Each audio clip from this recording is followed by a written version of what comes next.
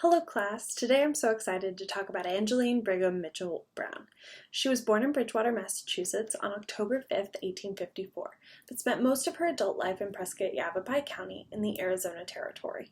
My family has a home in Prescott, so when I found Angie's diary while researching, I became very excited. The scenic photos I've included as background images are ones that I took in October 2020 in Yavapai County. Angie was born in Massachusetts in 1854, but in 1857, her family moved to Ogden, Kansas. There, her father was a surveyor for the U.S. Land Office, and her mother taught in a log cabin frontier school.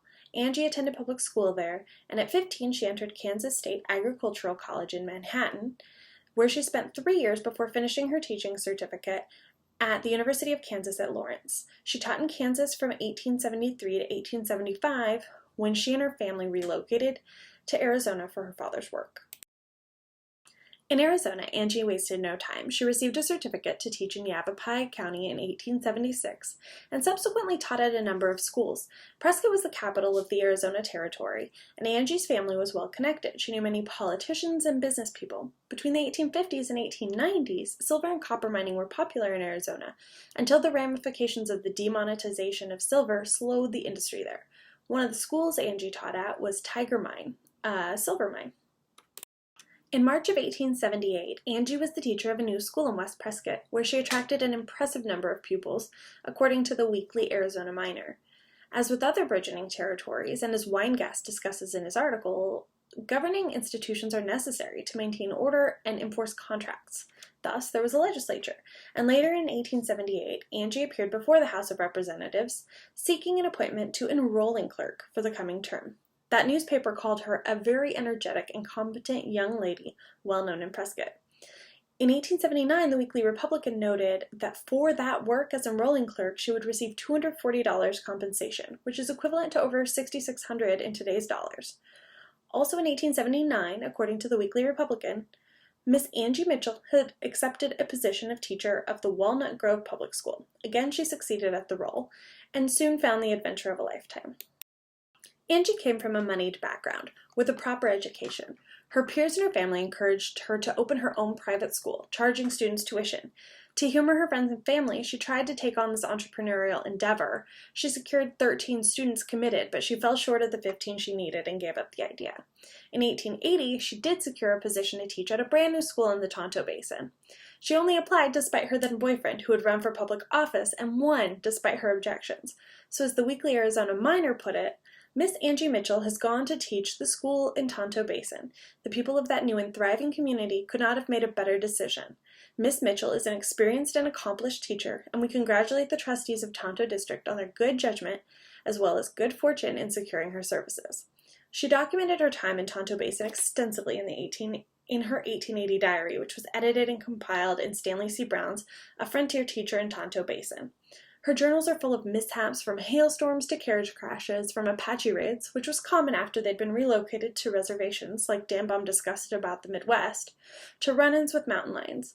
But the things of note when examining economical or entrepreneurial history lie in the more mundane recountings. Her home had not yet been finished, so she boarded with other families. She witnessed their businesses and had a habit of describing the furnishings of all the homes in which she stayed. This gives a glimpse into the status of everyday families in the Tonto Basin and Yavapai County area. At the first place she stayed, she described all of these items listed on this slide.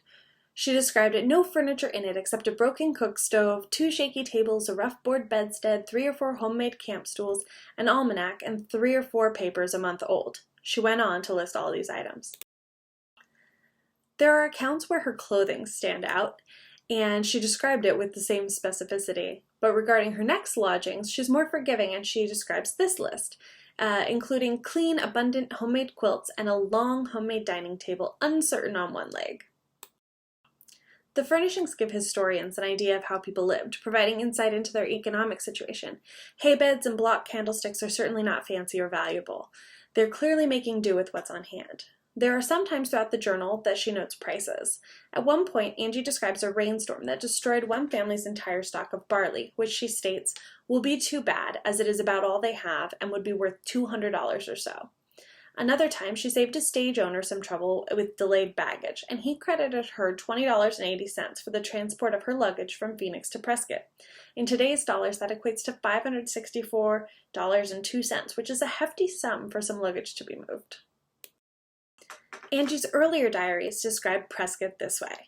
There are 14 mercantile houses in town, 3 jewelers, 3 meat markets, 4 livery stables, 3 breweries, 8 carpentry shops, 8 blacksmith shops, 7 wagon shops, and she goes on and on to list all these different businesses shown on the slide.